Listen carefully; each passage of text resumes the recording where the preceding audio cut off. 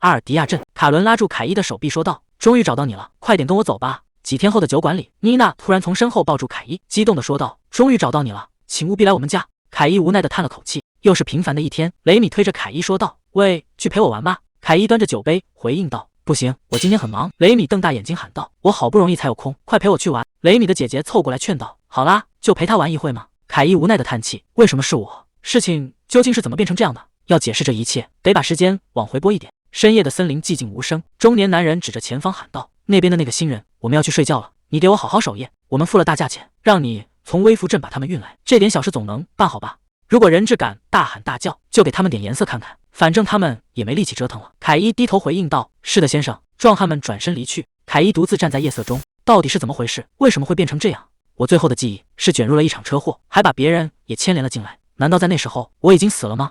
等我再次睁开眼，就到了这个地方，我完全搞不清楚状况，而且总觉得这里似曾相识。凯伊环顾四周，这是 FRF 的世界吗？前几天玩过的那款游戏，现在不是想这些的时候。我现在的处境显然是在帮坏人做事，为什么会变成这样？远处传来车轮声，在那边，凯伊快步走过去，发现一个巨大的铁笼。难道是刚才提到的那些女孩吗？在游戏设定里，失去利用价值的反派都会被清理掉。如果真是这样，我的处境就太危险了，必须赶紧逃跑才行。首先需要钱和地图，对坏人做坏事应该不会受惩罚吧？他潜入帐篷，翻找出一份地图。如果这里真的是 FRF， 应该能顺利逃走。但在那之前，凯伊提着灯走向关押人质的铁笼。他走进牢笼，说道：“我们一起逃走吧。”卡伦难以置信地问道：“逃走？别开玩笑了，我知道你想耍花招。”妮娜说道：“发生了这么多事，给我一个相信你的理由。”凯伊无言以对。卡伦冷哼一声：“看吧，你根本答不上来，事情没按你的计划进行。”凯伊神情严肃地回应道：“潜入敌人内部花了点时间，很抱歉来晚了。我是负责搜集情报的特工。”他看着眼前的少女们，我从头到尾都在撒谎，但现在最重要的是让他们相信我是盟友。凯伊提着灯火催促道：“快点过来，如果被发现，我就死定了。”卡伦面露难色：“我想逃跑，但我做不到，我的腿本来就有伤，这种状态根本没法逃走。”妮娜指着自己的眼睛：“如你所见，我什么也看不见。”她抚摸着昏迷的雷米，雷米已经精疲力竭了，而且他还在生病。就算能离开这里，我们也会死在半路上。只要知道你不是敌人，这就足够了。谢谢你。凯伊看着他们，额头渗出汗水。雷米虚弱地伸出手：“救救我！”凯伊露出惊讶的神情，他握紧拳头说道：“逃跑总比待在这里好。如果你走不动，我就背着你。”卡伦惊讶地问道：“你在说什么？”凯伊从怀中取出地图：“我有地图，也熟悉这一带，我们会没事的。你们两个也抓紧我，我们要离开这里。”凯伊在月色下穿过森林，怀里抱着卡伦，背上还拖着雷米。这具身体和之前感觉的一样，很有力量，完全不像我以前的身体。他摇了摇头，集中注意力，目前还没人追上来，真是万幸。凯伊看着之前的地图，上面显示着阿尔迪亚镇，那是我玩游戏时起的名字。如果游戏数据留在这个世界，我就能确定现在的目的地。前方出现一座隐秘树屋，妮娜环顾四周问道：“所以这里是什么地方？”凯伊回应道：“这是我自己建的藏身处。”他看向旁边的石碑。对了，他放下怀里的卡伦和雷米，在这里等一下。凯伊伸手按向石碑，掌心浮现出蓝色法阵。如果没记错的话，关键词应该是这个。石碑上的符文被点亮，树屋的大门缓缓开启。我真没想到这里竟然真的存在，如果没这么多灰尘就好了。他抱着昏迷的雷米走进屋内，将他安置在床铺上。卡伦看着凯伊问道：“你真的不是普通的代理人吧？”妮娜感叹道：“在这种地方盖树屋，真是让人吃惊。”凯伊回应道：“其实我也一样惊讶。”卡伦担忧地看着雷米：“雷米会没事的吧？”妮娜低声说道：“我也很担心。”凯伊陷入沉思：“如果没记错的话，我应该存了一些道具。”卡伦转头问道：“有什么能给他吃的东西吗？”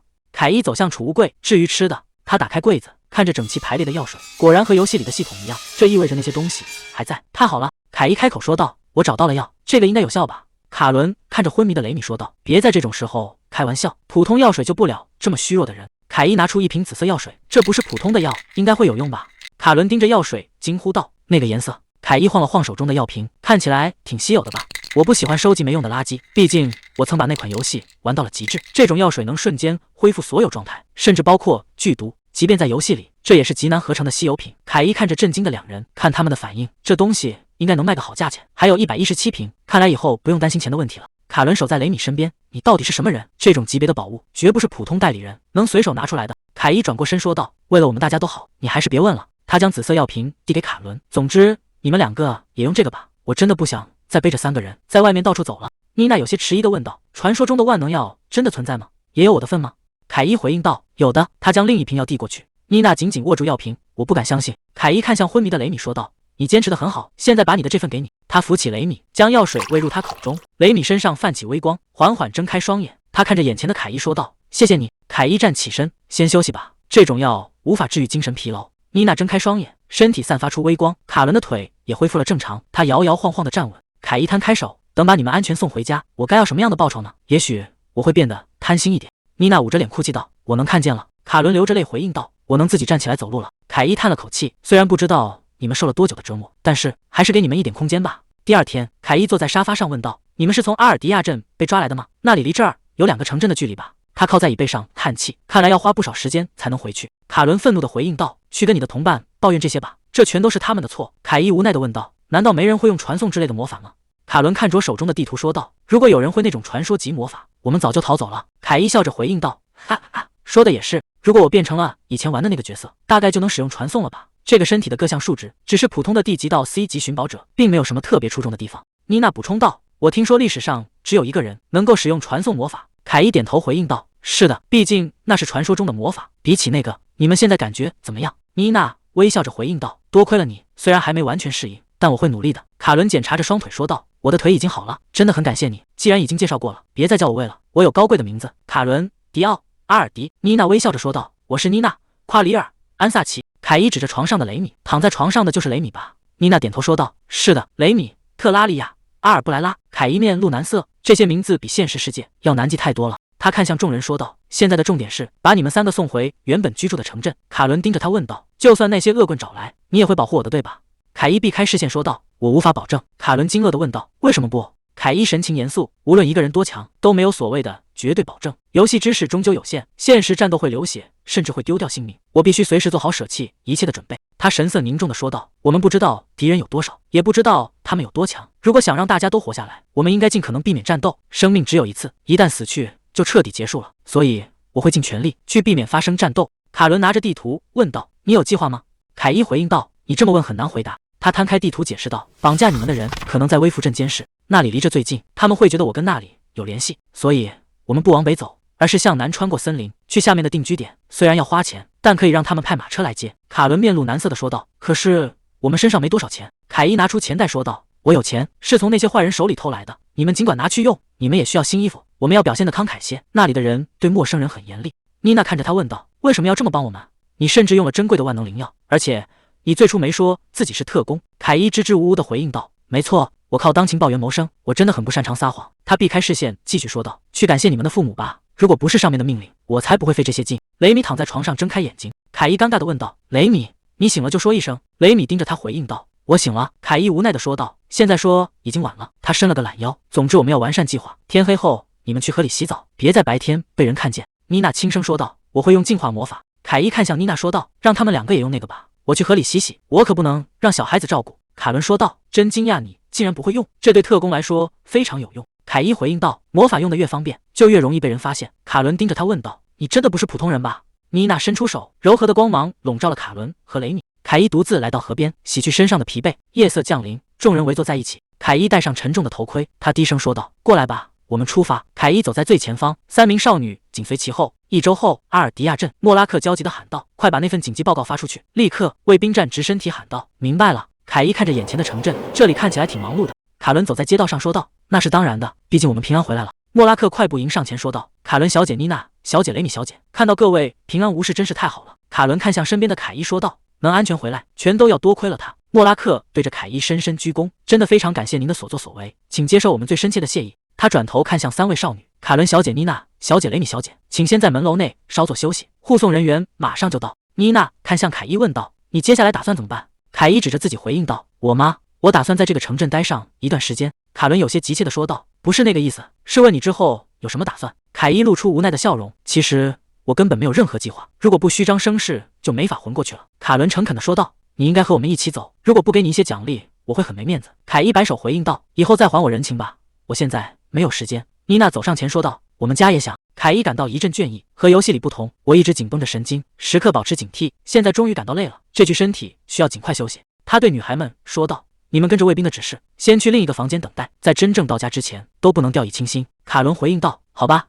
我明白了，你还是一如既往的谨慎。”妮娜微笑着说道：“真的非常感谢你。”凯伊看向身边的雷米说道：“嘿，雷米，你也是。”雷米低声回应道：“好的。”凯伊看向身边的莫拉克：“那么剩下的就交给你了。”莫拉克突然弯下腰，向凯伊行了一个大礼，请允许我们再次证实这些，我们真的非常感激。凯伊摆着手说道：“真的没关系，那我就先回城里了。”莫拉克恭敬地回应道：“当然，欢迎来到我们的城市。”凯伊低声说道：“谢谢。”莫拉克看着凯伊离去的背影，部下惊叹道：“那家伙到底是什么人？简直不敢相信。”莫拉克面色凝重地回应道：“看一眼就知道，他是个怪物。我刚才对他用了鉴定，结果只显示8级地下城发现的稀有道具，完全看不透他的实力。”部下惊呼道：“8级？目前只有2个顶级士族成功通关过那里。”莫拉克盯着远方，他不仅独自击溃了那个残暴的犯罪集团，还毫发无伤的就出了3个人，甚至在进城时都还在警惕周围，优先确保人质的安全。毫无疑问，他是个经验丰富的老兵。真想看看那副盔甲下的脸，并向上级汇报。身后的士兵问道：“你甚至没确认他的身份吗？这算是玩忽职守吧？”莫拉克无奈地回应道：“别胡说了，他救了凯伦小姐和妮娜他们，怎么能把他当成罪犯？我们绝不能冒犯他，他理应受到特殊待遇。”另一名士兵点头说道：“确实如此，他刚才随手就用了3瓶传说中的万能药，这么看来，他拥有8级评价，完全合理。”莫拉克愣住问道：“传说中的万能药？”士兵解释道：“队长，你没注意到吗？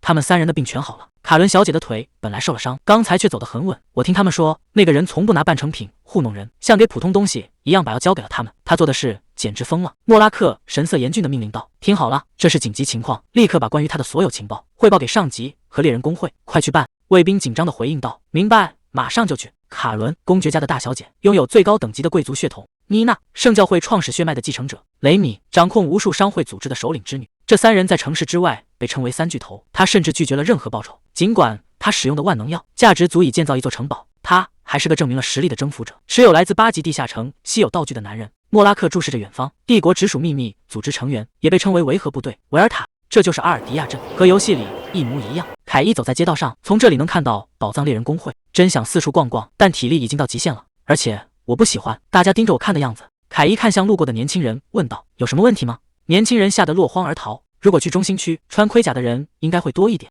为了提升战斗力，才穿上这身装备，毕竟是稀有道具，引人注目也是理所当然的。凯伊叹了口气，还是快点去旅馆吧。路边的小女孩惊呼道：“哇，好帅气啊！”凯伊停下脚步，怎么回事？小女孩跑过来，抱住他的腿。公爵府内传出哭喊声：“卡伦，真的是你吗？谢天谢地，你平安回来了！”公爵紧紧抱住卡伦，泪流满面地说道：“我真的好担心你。”卡伦无奈地说道：“父亲，你不用哭成这样吧？到底要哭到什么时候？”公爵回应道：“就让我再哭一会，我真的很担心你。”卡伦叹了口气说道：“冷静一点，父亲。”公爵低下头说道：“抱歉，你说的对。”他看着卡伦的腿问道：“所以你的腿真的治好了吗？多亏了那个万能药吗？”卡伦露出微笑说道：“是的，已经完全康复了。即便动用了所有影响力，我也没能弄到那种药。”那个男人却像拿普通东西一样，毫不犹豫地拿出了万能灵药。当我想要感谢他时，他竟然厚着脸皮说：“以后记得还我。”他不可能看不出我是公爵千金。公爵看着手中的报告问道：“救你的那个人自称情报员，而且是独自一人救了你们？”卡伦惊讶地问道：“独自一人？父亲，难道不是您派他来救我们的吗？”公爵摇了摇头回应道：“如果我认识那样的人，早就为你弄到那种灵药了。他大概是为了让你撑到回家，才说了那些话安抚你。”卡伦不解地问道：“那他为什么要救我们？”妮娜和雷米也对他一无所知。公爵闭上眼睛分析道：“既然他是情报员，很可能提前掌握了关于犯罪组织红色自由的情报，但他究竟是为了抓捕他们，还是为了救你，目前还不得而知。只能希望他的目的不是为了抓捕那些人。”卡伦大声喊道：“不能只是期待，我们应该向他所属的组织寄出一封正式的感谢信。我也想尽我所能提供帮助。”公爵说道：“如果我们那样做，就等于是在他的脖子上套枷锁，他的处境只会变得更糟。情报人员的身份绝不能暴露。”卡伦惊讶地问道：“父亲，难道你已经知道他所属的组织了？”公爵回应道：“我知道，2天前收到了一条消息，绑架你们的组织红色自由已经在威福镇附近被全员抓获。”卡伦看着父亲：“在威福镇附近吗？”他知道坏人就在那里，所以才特意绕了远路。公爵看着手中的报告说道：“我明白了，他的背景果然和我怀疑的一样，虽然还没有最终确认，但抓获红色自由的那个组织似乎是帝国直属的维和部队。”卡伦震惊地喊道：“维和部队？是那个维和部队吗？”维尔塔直属于帝都的秘密组织，负责维持治安，传闻成员多为顶级猎人，是精英中的精英，也是令犯罪集团胆寒的存在。那个男人在组织中可能拥有指挥权，并获准独立行动。公爵按住卡伦的肩膀说道：“仔细听好，绝不能向任何人透露他的身份。他自称情报员，是为了让你安心，方便展开营救。你绝不能背叛这份善意。”卡伦紧张地回应道：“我知道了。”公爵说道：“我们必须倾尽全力报答这份恩情，趁他还在镇上，唯一的办法就是通过那身装备去追踪他的下落，去把利菲亚叫来。如果找到他，我想让你们2个邀请他来这里。”卡伦快步跑开回应道：“明白了。”公爵靠在椅背上，虽然不该这么期待，但如果他是组织里的支柱，那就再理想不过了。如果他拥有指挥权，应该有足够的地位，让他免受严厉惩罚。对于救了我女儿的人，我发誓会报答这份恩情，哪怕需要几10年时间。安萨奇和阿尔布莱拉家族肯定也会得出同样的结论，他们绝对会有同感。第2天中午，阿尔迪亚镇旅馆餐厅。凯伊大口吃着盘里的肉，感叹道：“这简直太好吃了。”店主笑着回应道：“听到你这么说，我很高兴，孩子。不过虽然这么问有点多管闲事，你就是那个穿着黑色盔甲的人吧？我就知道，第一次见到你时，你看起来非常僵硬，但实际上你很有礼貌，真是太好了。不像你，镇上很多宝藏猎人总是到处招摇撞撞找麻烦。你是外地人吧？”凯伊回应道：“是的，从很远的地方来。”骑士推门而入说道：“打扰了，我想请教一个问题，有没有穿着装备的人来过这家店？”凯伊神色慌张，双手合十哀求道：“请把我藏起来，求你了。”店主面露难色：“别开玩笑了，那可是公爵家的。”骑士再次问道：“我再问一遍，有没有见过穿装备的人？”凯伊低声恳求道：“如果出了事，就说是我逼你这么做的，拜托了。”店主叹了口气，转头对骑士说道：“很遗憾，没有这样的人来过。”骑士点头说道：“感谢你的配合。”凯伊松了一口气说道：“多谢了。”店主看着凯伊问道：“你在干什么？”话音未落，一个白发女子走进店内：“抱歉打扰了，我有个问题，有没有穿着黑色装备的人来过这家旅店？”店主一脸慌张：“那是圣教会的。”凯伊恳求：“如果出了什么事，就说是我下的命令吧。”店主摆了摆手回应道：“很遗憾，没有那样的人来过这里。”白发女子说道：“我明白了，谢谢你的时间。”大门被重重推开，一名女守卫走进来问道：“抱歉打扰了，有没有穿着黑色盔甲的人出现在这家旅店？”店主满脸冷汗：“我真的快撑不下去了。”凯伊深深鞠躬：“如果出了什么事，就说是我下的命令吧。”店主无奈地回应道：“很遗憾，我没见过那样的人。”女守卫站在门口说道：“我知道了，谢谢。那家伙到底跑哪去了？”店主关上门，看着眼前的凯伊说道：“喂，小子，你到底做了什么？被称为三巨头的那3个人，现在全都在找你。”凯伊满头大汗地回应道：“我也不知道，也许我在无意间做了什么疯狂的事。”店主猛地拍桌子喊道：“这可不是耸耸肩就能糊弄过去的小事，趁现在还不晚，赶紧去把事情解决掉。”凯伊浑身颤抖：“我该怎么办？”卡伦坐在床边说道：“姐姐已经没关系了，我真的没有勉强自己。”姐姐丽菲亚看着他的腿问道：“真的没有过头吗？一点都不疼了吗？”卡伦抬起脚踝回应道：“昨天也跟你说过了，我真的已经痊愈了，谢谢你一直以来都在帮我。”姐姐，丽菲亚叹了口气说道：“卡伦，你的腿能好起来，我很高兴，但我也有点难过。以前的日常要结束了，我真的很喜欢这段相处的时光。”卡伦继续说道：“总之，那个人那么显眼，为什么还是找不到？我们只打听到他带着一个小孩子。”丽菲亚说道：“这样下去根本没法向他道谢。”卡伦皱起眉头：“他绝对是故意的，为了不让我们找到他。”丽菲亚点头回应道：“是的，父亲也是这么说的。”卡伦坐在床边问道：“你说他会因为使用了万能药水受罚吗？”丽菲亚说道：“我理解你的心情，但我们只能祈祷事情能被秘密处理。”卡伦有些气愤地说道：“他真的耍了我们，说什么那是个人藏品，只是为了让我们不担心。”丽菲亚思索着说道：“以他的性格，大概也是想隐瞒自己属于某个组织吧。”卡伦双手托腮，希望不要给他太重的惩罚。丽菲亚轻笑一声：“很少见到你这样，卡伦。”卡伦红着脸反驳：“是他只身一人跑来救我们的，我这样有什么不对？”丽菲亚眨了眨眼：“我可没说这是坏事。”卡伦羞恼地鼓起脸：“真是的。”丽菲亚温柔地说道：“玛丽和波尔卡也说过，他真的很出色，为了救你冒了那么大风险。如果传闻是真的，他甚至可能被组织惩罚。”卡伦问道：“你什么时候见过他？”丽菲亚说道：“大概只有1个小时。妮娜和雷米似乎也说了类似的话，他们想尽快道谢，还想再次见到他。”卡伦皱起眉头：“但我才是最想念他的那个。”丽菲亚笑着说道：“别太担心了。”卡伦大声回应道：“我才没有。”店主擦着杯子说道：“我觉得你没做错什么，但如果你一直躲着，搜寻会变得越来越严密，你很难在这里待下去。传闻到处都是，搜寻也变得激烈了。”凯伊喝着酒说道：“如果没有其他候选人，那个人只能是你吧？”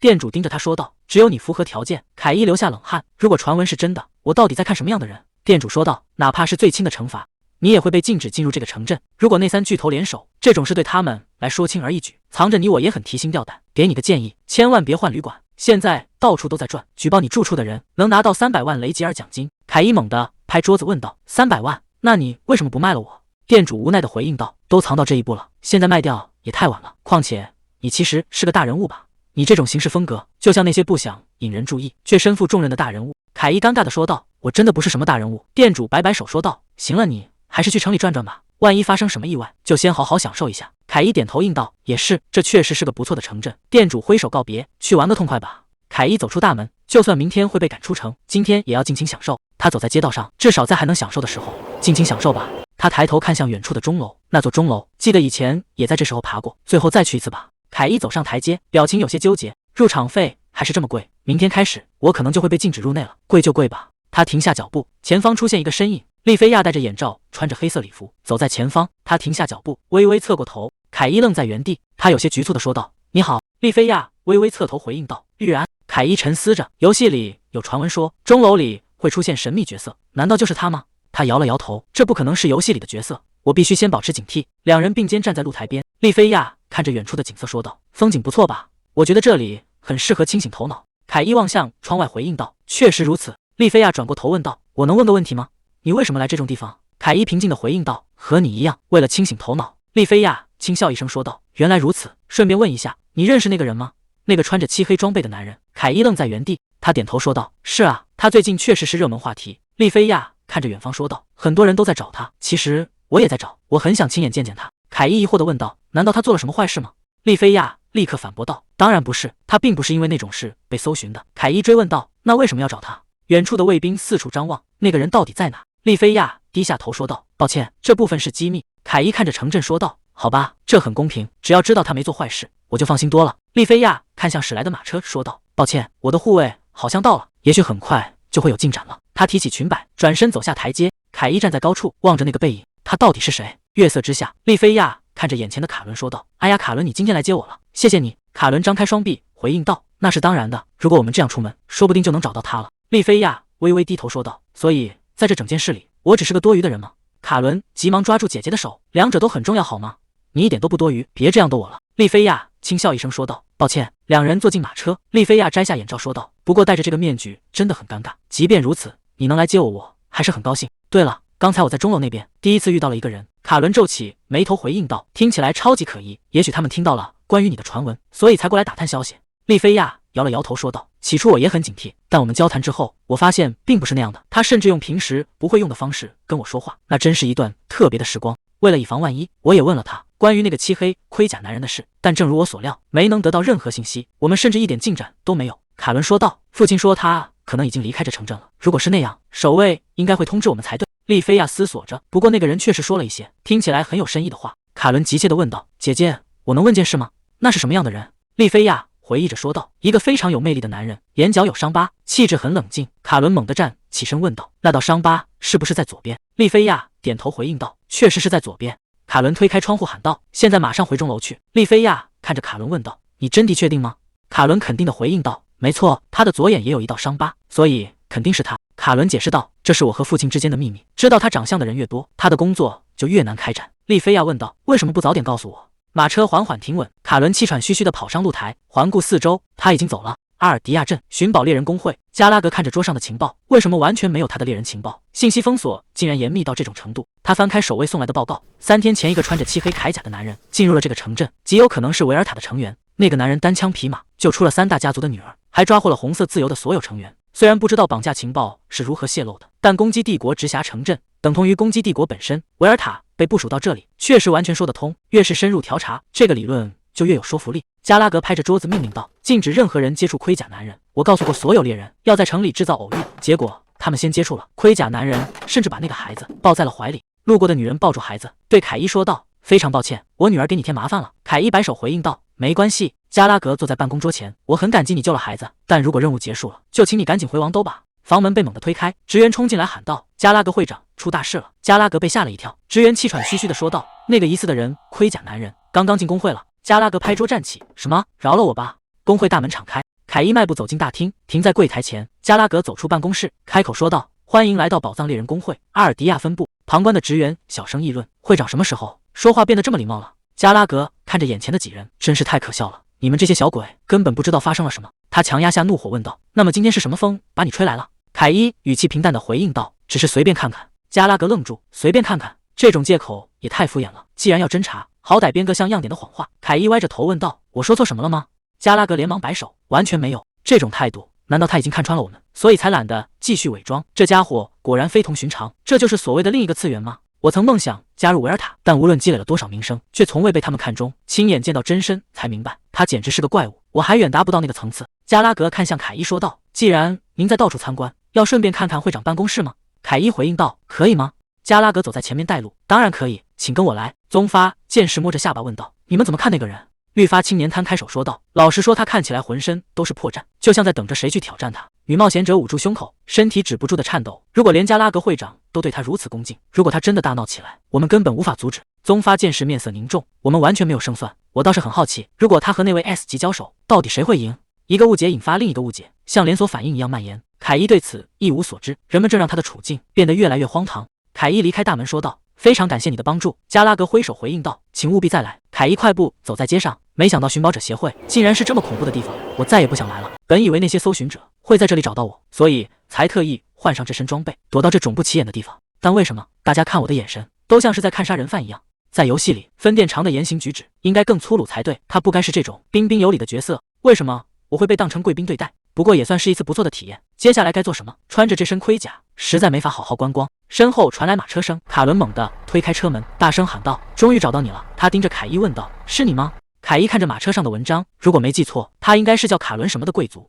卡伦快步走近至问道：“你到底躲到哪里去了？我一直在找你。”凯伊有些局促地回应道：“我在旅店里。”卡伦愤怒地喊道：“我们根本没收到消息。”凯伊解释道：“我拜托了旅店老板。”卡伦惊讶地问道：“拜托？”他露出无奈的神色：“这确实是你做得出来的事。”利菲亚坐在马车里问道：“你们在说什么？卡伦情况怎么样？”卡伦快步走近喊道：“姐姐。”凯伊看着眼前的女人，那个声音和发色。利菲亚行礼说道：“很抱歉，现在才自我介绍，凯伊先生，我的名字是利菲亚·迪奥·阿尔迪。对于最近发生的事，我不知道该如何表达谢意，仅仅是言语上的感谢完全不够，虽然有些突然。你今天有空吗？”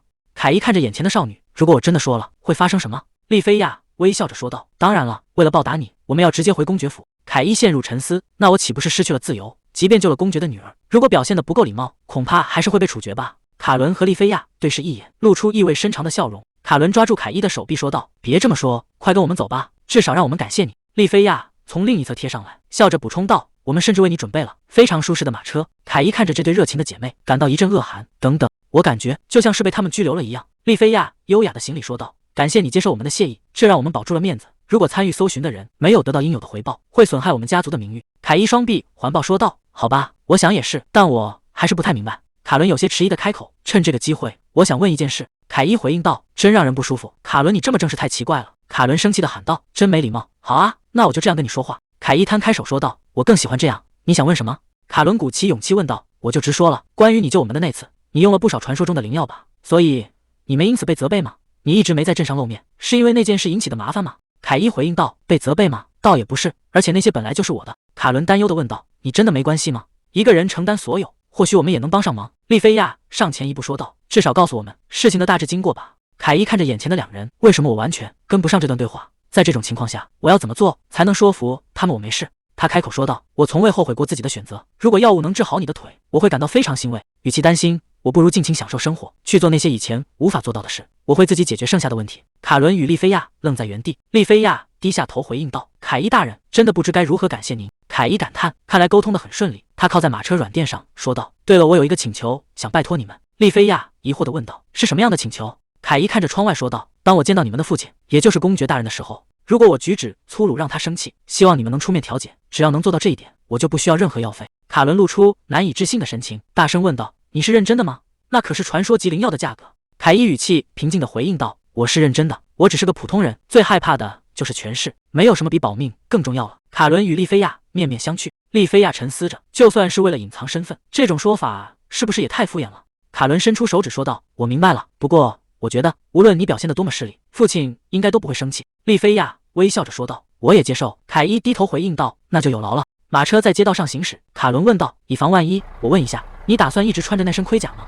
凯伊回应道：“如果不脱掉的话，是不是会显得很失礼？”卡伦连忙摆手说道：“我不是那个意思。”利菲亚拖着下巴说道：“就我个人而言，我很想看看你的脸。”卡伦红着脸大声喊道：“姐姐，那样太失礼了吧？”凯伊露出困惑的神情，利菲亚竖起手指，闭上眼睛，微微一笑。他真是个诚实的人，他不傲慢，也不会轻视任何人。虽然话不多，让人有些难以捉摸，他时刻保持着警惕，一定是在专注履行身为护卫的职责。难怪我会对他产生这样的好感。其他的寻宝猎人随着名声越来越大，就会被极度包围，结果很多人开始炫耀地位，彰显自己的存在感。但这个男人尽管拥有名声和比任何人都强大的力量，却依然如此谦逊。他为了救我妹妹，独自面对残暴的犯罪组织，甚至不惜冒生命危险。我欠他太多，多到无法在他面前抬头，但他从未利用过我的弱点。真好奇他身边的人会有多爱戴他。凯伊坐在马车里说道：“我开始紧张了。”卡伦看向他回应道：“穿成这样还说紧张，真是太逊了。”漆黑冷哼一声，被这么逊的人救了，你还真是可怜。卡伦猛地站起身喊道：“完全不是那回事，我才不是那种忘恩负义的人。”利菲亚笑了起来，身为秘密组织成员，竟然会在公爵面前感到紧张。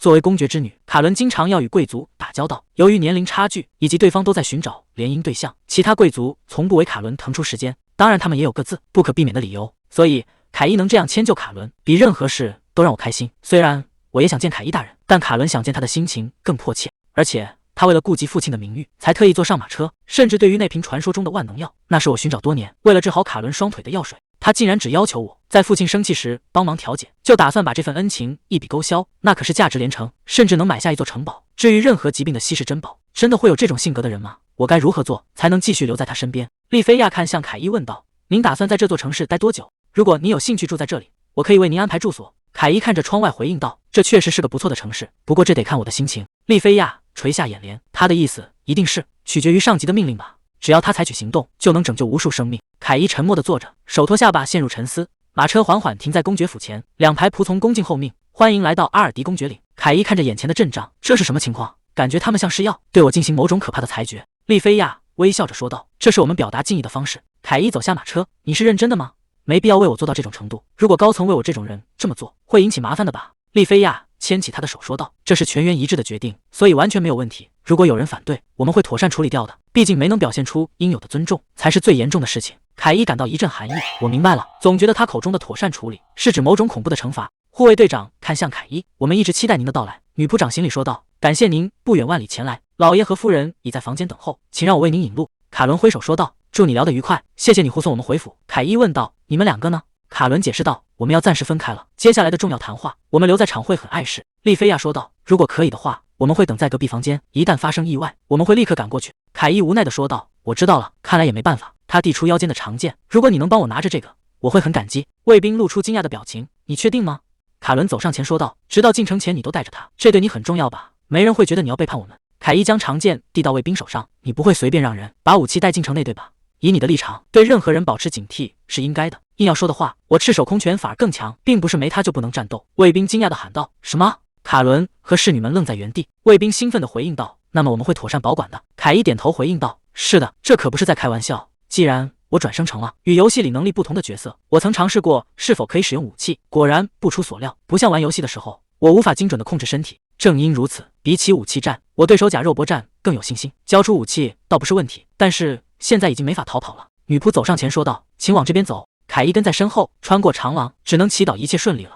至高名剑之一，黑剑杜拉汉，无论砍中什么，剑身都不会崩坏或受损，唯一的负面属性是持有者的运气会产生波动。凯伊迈步走向大门，卡伦站在后方，静静看着他离去的背影。大门缓缓合拢，发出沉重的声响。卡伦快步跑向前方，眼神中闪烁着光芒，兴奋地喊道：“快给我看看那个人的武器！我好奇很久了，这把剑刃真的很漂亮。”护卫队长无奈地叹了口气，他缓缓拔出长剑，剑身折射出耀眼的光芒，确实是像宝石一样的剑，虽然看起来耐久度不高。卡伦凑到近前，目不转睛地盯着剑刃：“你觉得那人的战斗风格是什么样的？”护卫队长思索着，看那身轻便的盔甲，他应该不是力量型选手，更像是靠敏捷取胜、看穿对手招式的技术流。卡伦皱起眉头说道：“那真是最麻烦的类型。”护卫队长递过长剑说道：“请像这样用双手握紧。”卡伦顺从地握住剑柄。“好的。”护卫队长问道：“准备好了吗？我要放手了。”卡伦惊呼道：“好重！”长剑坠落，重重砸向地面，剑刃划过铺路时，留下一道整齐的裂痕。卡伦露出难以置信的表情，护卫也瞪大双眼，如此轻微的挥动，竟然切开了铺路石，而且刀刃没有任何缺口，这种锋利程度连盔甲也无法抵挡。卡伦将长剑递还给护卫，护卫接过长剑，确实收到了原本对他属于维尔塔的传闻，还持有怀疑态度，但亲眼看到这把凶器，再加上他说过空手会更强这种话，现在可以确定了。他看向卡伦问道：“大小姐，您没事吧？”卡伦点头回应道：“是的。”丽菲亚开口说道：“我们会亲自向父亲报告。”丽菲亚低下头回应道：“如您所愿。”茶香在房间内弥漫，卡伦与丽菲亚并肩而坐。卡伦露出担忧的神色：“姐姐，正如我所想，父亲之所以不让我们陪同，是因为……”丽菲亚闭上双眼，仅仅通过声音就能感觉到父亲在深鞠躬。为了不辱没公爵的身份，为了不被周围的人抓住弱点，他总是展现出威严的一面。卡伦低下头，神色黯然：“说实话，我现在没脸见父亲和母亲，没想到那个人竟然能让父亲做到这种程度。”丽菲亚问道：“卡伦，你真的有时间在这里消沉吗？首先是你切碎铺路石的事，那些石头都是精心挑选的，你必须给我一个解释。”卡伦想起地上的裂痕，感到一阵心虚。“我总是只会惹麻烦。”丽菲亚继续调侃道：“或许你会被称赞为剑术大师。”卡伦急忙反驳道：“怎么可能？我根本没有用力，而且那把剑的锋利度也太离谱了。”他靠在椅子上：“我会以各种方式做一个好女儿，并妥善弥补我所造成的麻烦。”凯伊曾经说道：“去做以前不能做的事，尽情享受。”丽菲亚问道：“你没有时间沮丧，对吧？”凯伊虽然试图隐藏，但我能感觉到他的关心。别忘了，是他治好了你的腿，甚至冒着触怒上级的风险。卡伦看着自己的双腿，我真的很想感谢他。无论他提出什么要求，我都会诚心的回应。我一直在想，为什么那个人不接受感谢？丽菲亚回应道：“对他来说，这或许只是理所当然的事。拒绝报酬的人绝非等闲之辈。卡伦陷入沉思。虽然如此，公爵家的奖励非常有吸引力，授予爵位、封赏土地或建筑，或是足以挥霍一生的金钱，甚至可以介绍适婚的异性作为联姻的对象，基本上任何现实的愿望都能实现。丽菲亚感叹，不知道有没有办法能看到他的脸。卡伦说道，只希望姐姐不要看到他，因为你对他相当痴迷，说不定会想独占他。丽菲亚红着脸大声反驳，我才没有在想那种事。卡伦摇了摇头，如果你告诉我实话，我也许会告诉你他长什么样。除了眼角的伤疤之外，两人互不相让的对视，空气中仿佛有火花迸溅。丽菲亚开口说道，我并不是想独占他，只是对他感到好奇。卡伦转过头去，既然如此，我更不想让你见到他。凯伊坐在沙发上，对面是公爵夫妇。公爵冷汗直流，为什么？究竟是为什么？这个全身漆黑的家伙竟然在不断做出意料之外的举动，我真的无法理解他为什么要对我们如此体贴。明明是我们欠了他100%的债务，他为了不损害公爵的尊严，甚至表现得十分谦卑。他没有理由这样做，他甚至没有表现出任何索要报酬的意图。他一定很清楚，他现在的立场足以提出任何要求，而我们也别无选择，只能接受。作为与皇帝有联系的人，他的地位无疑比我们更高，根本没必要表现得如此谦逊。他背后拥有的靠山，是我们绝对无法反抗的存在。通常情况下，任何人都会大方接受谢礼，尤其是寻宝猎人。如果他的目标是为了隐藏自己的社会地位，那他就不该表现得这么反常，仅仅接受感谢才是最稳妥的做法。难道我们正在接受测试？虽然无法看透他的表情，但他给我的印象比我见过的任何人都好。我感觉他正在确认，作为一名公爵，通常会如何处理这种人。这种被动的感觉让我痛苦地意识到这一点，但另一方面，他也是最让人捉摸不透，甚至感到阴森的人。如果什么都不做就让他回去，会给家族名声抹黑，并引发不好的传闻。并非所有人都会接受表面上的谢意。公爵陷入沉思，我是否察觉到了自己的疏忽，根本找不到他的破绽，但我不会只顾着反省，能遇见他真是万幸。公爵看向凯伊说道，为了我们的方便而提出请求，确实令人尴尬，但这关乎我们的荣誉，请允许我们提出一个建议。凯伊回应道，我明白了，在合理范围内就交给你处理吧。公爵夫人笑着说道，感到荣幸的是我们。公爵伸出3根手指，我们想用3样东西表达谢意，一座别墅，一份奖赏，以及我们的官方支持，请接受他们。他沉思着，这个计划非常完美，对他来说别墅是增加了一个据点，而对我们来说是与帝都直属的人建立了联系。凯伊回应道，既然如此，我感激地接受。公爵愣住，看来我给出了正确答案。他继续说道，如果你今天有时间，我想把别墅的选址和内饰交给我的女儿们来引导，你觉得如何？凯伊回应道，非常感谢您的好意，那就拜托他们了。公爵点头说道，我明白了。他看向公爵夫人，那么能请你带他去女儿们所在的房间吗？公爵夫人走上前说道，大人请跟我来。凯伊起身应道，好的。他跟着公爵夫人离开房间，房门轻轻合上。公爵按住额头，陷入沉思。卡伦真的被一个了不起的男人救了。凯伊看着自己的重甲，刚才真是紧张死我了，这种感觉太可怕了，肯定是因为穿着这身衣服才会觉得不自在。卡伦微笑着说道，请不要客气，就把这里当成自己家吧。先不说那个，你不觉得你应该表现得更好一点吗？凯伊疑惑地问道。表现？卡伦摊开手说道，我是说没人会不喜欢父亲给的奖励，我现在可是非常开心呢。凯伊感叹，其实我也很开心，毕竟我快要没钱了。但冷静下来想想，这么丰厚的奖励竟然就这样掉进了我的口袋，真是让人感到后怕。如果只有我一个人，大概会兴奋地挥拳庆祝吧。丽菲亚有些局促地问道，虽然由我来说不太合适，但您真的对那份奖励满意吗？现在提出要求也还来得及。凯伊疑惑，我不明白公爵的靠山意味着什么，但那可是别墅和钱啊。他平复心情回应道，这是大人之间决定的事，你不需要担心任何事。反倒是你们真的没关系吗？把别墅送给我，你们难道对那座房子没有感情吗？丽菲亚摆了摆手笑道，请别担心，除了这座宅邸，我们对其他地方都没什么感情。卡伦点头，毕竟我们家还有好几座别墅，不过你一个人住在那栋别墅并不理想吧？那超出了你的处理范围，而且很可怕。丽菲亚回忆着，虽然花园比主宅小1号，但宅邸本身的规模其实是差不多的。凯伊疑惑地问道，我这次得到的别墅难道不是给一个人住的吗？卡伦说道，那根本不能被称为别墅吧。我能也问一个问题吗？你打算让别人住在别墅里吗？还是把它当做基地之类的？凯伊思索着说到，基地，我想它确实算是个基地，目前我打算一个人住在那里。卡伦问道，你那里没有藏着情妇吗？像你这么有名的寻宝猎人，不可能一直是单身吧？凯伊回应道，没有那样的人。卡伦身体前倾追问道，漆黑大人，难道你对恋爱没兴趣吗？凯伊低下头说道，不是那样的。为什么要那样说呢？卡伦凑近丽菲亚尔边小声说道，姐姐，这就是那种找不到匹配者的话，他太自满了。凯伊靠在沙发上继续说道，总之我可能会离开几天，但我住的别墅欢迎你们随时来访，如果是你们的话，我还能应付得来。卡伦惊讶地问道，真的吗？姐妹俩兴奋地回应道，太好了。凯伊点头说道，我甚至会给你一把备用钥匙，即使我不在，你也可以随时进来。他沉思着，如果别墅太大，我的私人空间就不会被打扰，即使他们随意进入也无妨。如果没有人顺便过来，我觉得那里可能会开始闹鬼。卡伦欢呼道，那我就不客气地去打扰了。丽菲亚微笑着说道，我也会去拜访的。凯伊回应道，请勿避光临，宏伟的宅邸在阳光下显得格外气派。宽敞的客厅一尘不染，家具摆放的整齐有序，厨房宽大且明亮，各种厨具一应俱全，到处都闪烁崭新的光泽。丽菲亚微笑着说道：“这只是我们家族的一点谢意，请不要太在意。”凯伊推开沉重的房门，家具和餐具都一应俱全，接受这么豪华的房子，真的没问题吗？卡伦看着他说道：“你偶尔会变得非常谦虚呢，明明平时跟我说话那么随意。”凯伊走进宽敞的客厅，看着华丽的装潢，抱歉，请坐吧。虽然这栋宅邸是赐给我的，我希望你把这里当成自己的家，随便坐下休息吧。卡伦双手叉腰反驳道：“先说好，我一点都不累。”凯伊无奈地回应道：“小孩子不该太勉强自己。”卡伦怒吼：“我不是小孩子，他让我坐下，是在体贴我吗？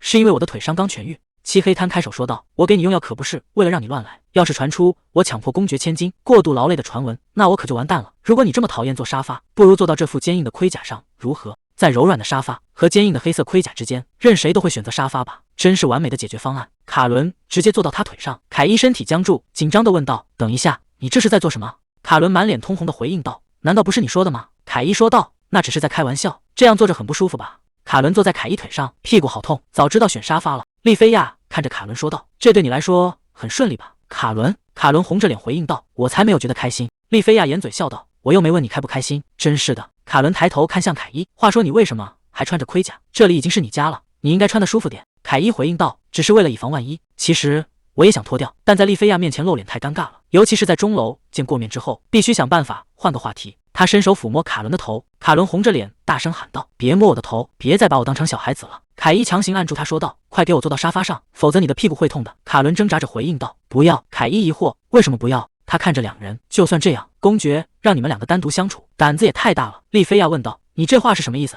凯伊说道：“通常不应该安排一个男人吗？即便救了卡伦，他还是不知道我的真实身份。在这种地方，谁也无法预料会发生什么。”丽菲亚笑着说道：“我父亲可不是那种会毫无计划行动的人，他只是认为你值得这份信任。”凯伊回应道：“原来如此，虽然我们甚至没怎么交谈过，这种判断大概是源于阅人无数的经验吧。”卡伦说道：“况且我们没有理由不信任你，你甚至为了我们使用了密钥。”凯伊回应道：“确实如此。”丽菲亚提议：“如果不介意的话，要不要和我们一起共进晚餐？”凯伊回应道：“我只能拒绝了。”丽菲亚感叹道：“你还真是个大忙人呢，不是吗？”凯伊回应道：“差不多吧。”卡伦看着他说道：“如果你要离开这座城市，至少来我家打个招呼，回来的时候也告诉我们。”凯伊回应道：“不用了，我害怕见到公爵，身份差距实在太大了，还有各种麻烦的事情。”丽菲亚走上前说道：“那么请你尽可能在这座城市多留一段时间。”凯伊沉默地低下头：“当然，这是个宜居的城市，我打算在这里多待一阵子，顺便去观光，而且他们还在找我，大概是那两个人，他们一定也是有权势的人。”丽菲亚坐在对面，拼命挥动双手比划着。凯伊疑惑地歪过头，卡伦也跟着左右晃动脑袋。刚才那个手势是什么意思？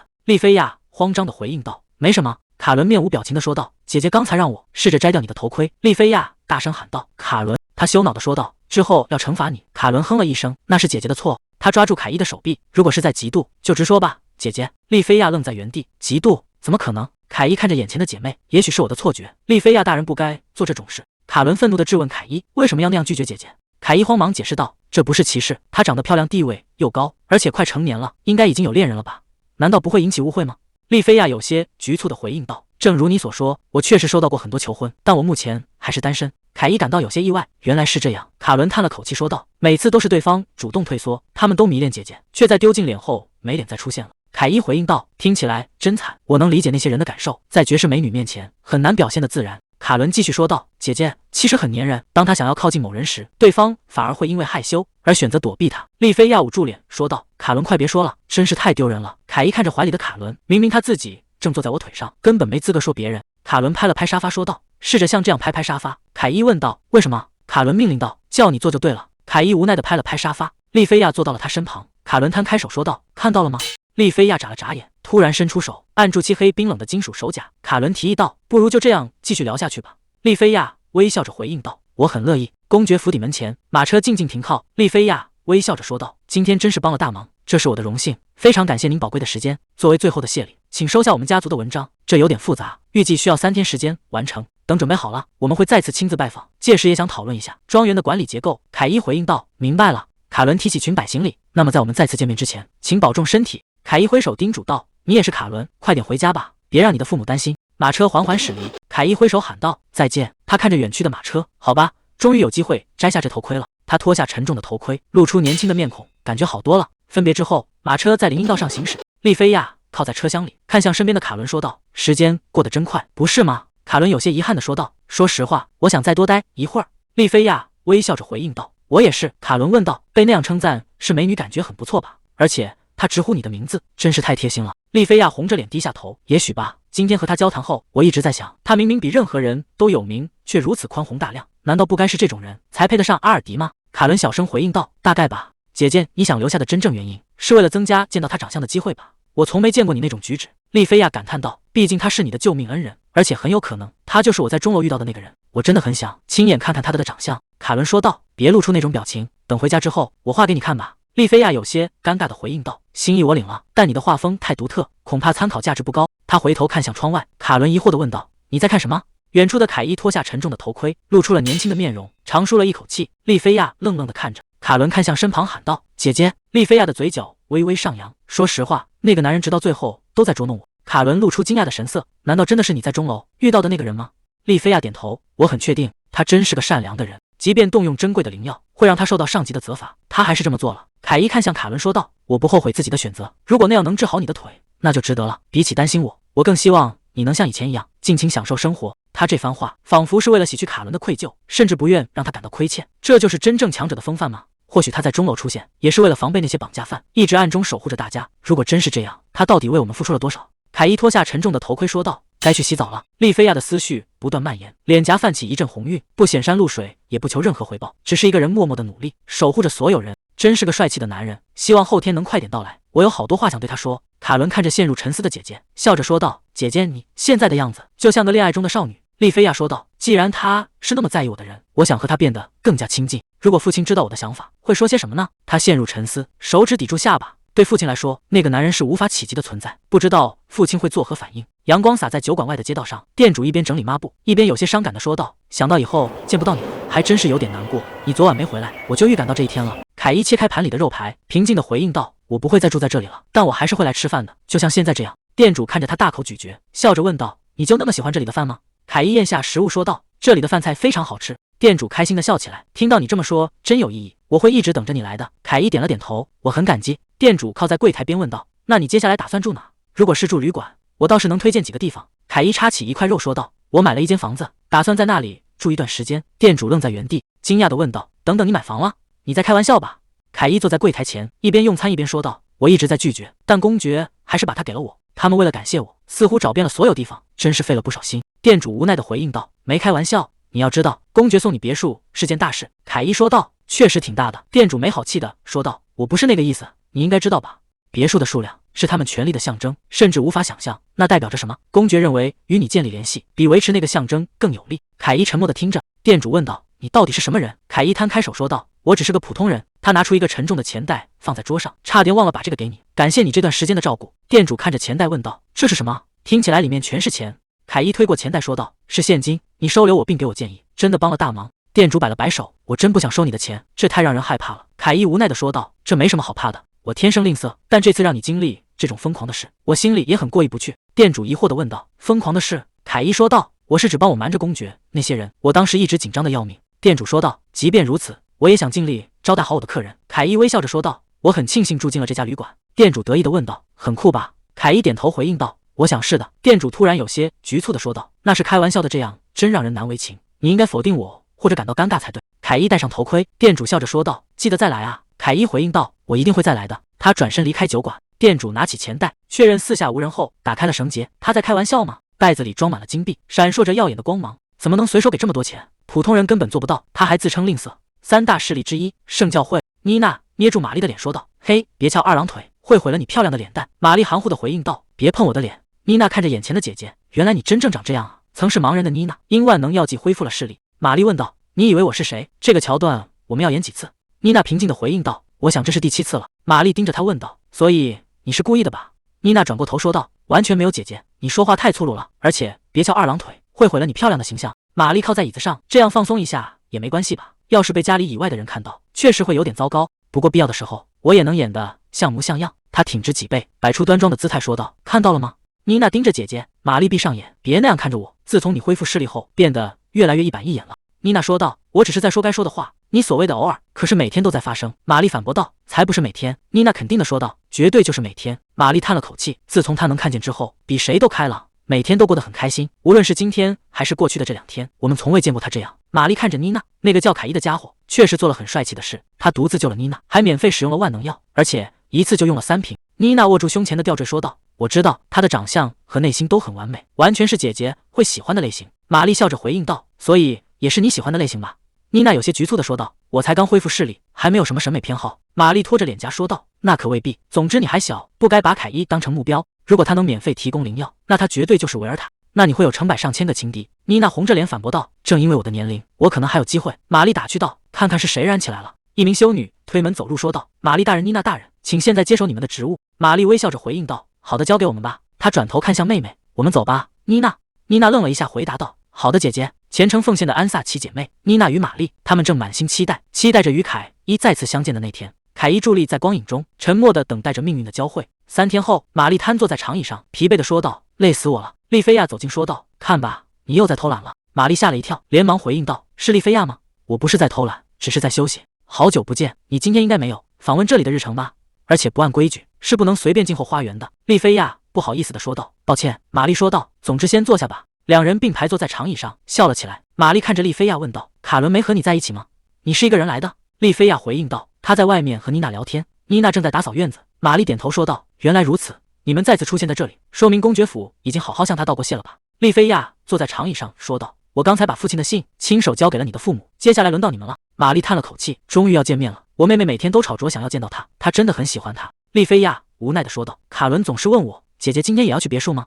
他终于找到了除了我以外可以依靠的人，现在简直是住在别人的膝盖上呢。就算被训斥，甚至屁股被打疼了，他也一直待在那里。”玛丽微笑着问道：“他真的有那种吸引人的魔力吗？”丽菲亚眼神温柔地回应道：“那种魅力无法用言语形容，他是我见过最出色的人。”玛丽感叹道：“真是极高的评价。”丽菲亚笑着说道：“等你见到他就会明白了。”玛丽露出好奇的神色：“这可真是罕见，在那次会面中，你给了他丰厚的奖励吗？”丽菲亚有些迟疑地回答：“关于这一点还有待商榷。”玛丽凑近了一些说道：“告诉我吧，只是作为参考，拜托了。”安萨奇家族还没决定具体的谢礼形式，所以想知道公爵家的做法，以免送出失礼的礼物。丽菲亚严肃地警告道：“那你绝对不能告诉别人，如果你泄露出去，我就揭穿你的真面目。”玛丽连声回应道：“我知道了。”丽菲亚凑到他耳边低语：“抱歉要说的这么隐秘，奖励是一座别墅，还有象征荣誉的家徽。”玛丽一脸不可置信地问道：“就只有这些吗？他可是用了万能药，还救了卡伦的命，这些报酬根本不够。”丽菲亚无奈地回应道：“我也这么觉得，但当时真的没办法。”玛丽皱起眉头说道：“肯定有办法多给一些的。”丽菲亚叹了口气解释道：“他不仅没有主动索要，甚至连我们提供的报酬他都拒绝接受了。”玛丽挥动着双手大声说道：“别开玩笑了，这种人怎么可能存在？”丽菲亚一脸认真地说道：“我从一开始就说过了吧，他是我见过最完美的人，父亲也说过同样的话，我根本无法与他相比。”玛丽露出惊讶的表情：“你父亲也这么说过吗？”丽菲亚继续说道：“最近父亲一直在苦思冥想，为了下次见面准备对策，如果不做万全的准备，甚至无法与他正常交谈。”玛丽垂下眼帘说道：“如果能让你父亲那样的人都感到如此棘手，那他真的是个怪物。所以你觉得那个人真的只是个维尔塔吗？”丽菲亚回应道：“父亲曾下达过命令，绝不能做任何会让那个人成为敌人的一方。”玛丽若有所思：“也就是说，即使你有主意，现在也不能说出来吗？如果他就是维尔塔，事情就变得复杂了。他的地位比我们更高吧？虽然不知道那个组织具体是如何运作的，但他应该能得到想要的一切。”丽菲亚说道：“但在我们交谈时，我真的觉得比起公爵家的家徽，他似乎对金钱更感兴趣。”玛丽露出难以置信的表情：“这根本不合逻辑。金钱只要努力工作就能赚到，但无论如何努力，都无法轻易获得公爵家的家徽。家徽是永久的后盾，只要那个家族存在，就是任何人都羡慕的保障。如果他真的是维尔塔，背后已经有了皇帝支持，比起家徽这种护身符，对金钱更感兴趣，倒也不算奇怪。”丽菲亚说道：“我觉得他很高兴，因为这意味着他能帮助更多需要的人。”玛丽露出疑惑的神色。丽菲亚继续说道：“如果有人为钱发愁，得到别墅会欣喜若狂，但他绝不可能买得起那样精良的武装。”玛丽点头：“我明白了，所以我们这边也应该多给一些报酬。”丽菲亚转过头调侃道：“我敢肯定他就是你喜欢的类型。”玛丽满脸通红的反驳：“这是从哪听来的？”妮娜也说过同样的话。丽菲亚轻笑一声：“妮娜真的很敏锐呢。”玛丽指着丽菲亚说道：“你没资格取笑我，你才是那个浑身散发着喜欢他气息的人。如果你再装傻，我就去告诉他，你已经彻底迷上他了。”丽菲亚慌张地喊道：“喂，玛丽！”妮娜走在路上，终于要见到他了，我等不及了。起初我们都慌了，因为根本找不到他，他穿着那么显眼的装备，我们竟然还是没找到。我真的以为他会因为使用了万能药水被责骂。卡伦竖起手指说道：“如果你因为这种事感到内疚，他肯定会训斥你的。”比起担心他更希望你能利用新获得的自由去做以前不能做的事，并享受其中。妮娜露出惊讶的神色，他真的这么说过吗？谢谢你，知道这些真是太好了。卡伦继续说道，他还说，即使真的被骂了，也不会后悔自己的选择。他听起来甚至很讨厌被说教，也许他违背了上级的命令，或者他知道，即使这样做也不会出问题。他立下了很多功劳，组织肯定不想失去他。妮娜手扶脸颊，回应道，这确实很像他的作风，他看起来绝不会在正确的事情上低头。你知道他会在镇上待多久吗？卡伦摊开手说道，他说还有事情要处理，会再多待一段时间。他看起来真的很忙。姐姐邀请他来家里吃晚饭，想表达谢意，但他拒绝了，说还有必须要做的事。也许他正在哪里帮助别人，或者在镇上巡逻。妮娜低头感叹，在晚上那身黑色盔甲确实很不显眼，他真的好帅。卡伦凑近妮娜说道，既然你这么投入，我就告诉你一个好消息，听说他经常在旅店吃午饭，他喜欢简单的日常食物。妮娜猛地站起身，卡伦在身后喊道，你该不会打算现在就去吧？妮娜红着脸回应道，当然不是，至少要先正式向他道谢才行。卡伦坐在长椅上问道，你该不会打算丢下我吧？凯伊走在街道上，停在一家酒馆门前。妮娜在酒馆内问道，店主那位绅士平时几点来？店主支支吾吾地回应道，那个。妮娜语气强硬地说道，抱歉，我必须请你透露那个信息。店主被吓得满头大汗，连声回应道，他通常就在这个时候来。凯伊站在门外，店主听起来简直是在被严刑拷打呀。我只是来吃饭的。妮娜继续问道，他平时都点些什么？店主说道，没有固定的，他总是随心所欲的加点。妮娜追问道，那他最近吃了什么？店主指着昨天的记录说道，昨天他吃了这个。妮娜点头说道，那请给我来一份一样的。店主慌忙应道，好的。凯伊站在门外看着这一幕，没想到店主的声音竟然能飙到那么高。那个女孩子看起来很和善，但另一个好像很麻烦，今天还是别进去了吧。不过装作没看见，作为一个人来说也太差劲了，毕竟他也帮过我。凯伊推开门，还是先进去吧，等有别的客人进来，情况也许会好转。假装什么都没看见，这样就不会被卷进去了。为什么偏偏这时候没动静了？戴头盔的修女扶住妮娜说道，请保持姿势。妮娜面色通红的回应道，好的。店主看向凯伊，谢了哥们，我会用美食报答你的。凯伊有些慌乱的说道，我能点餐吗？妮娜显得有些局促，她看着凯伊问道，你还记得我吗？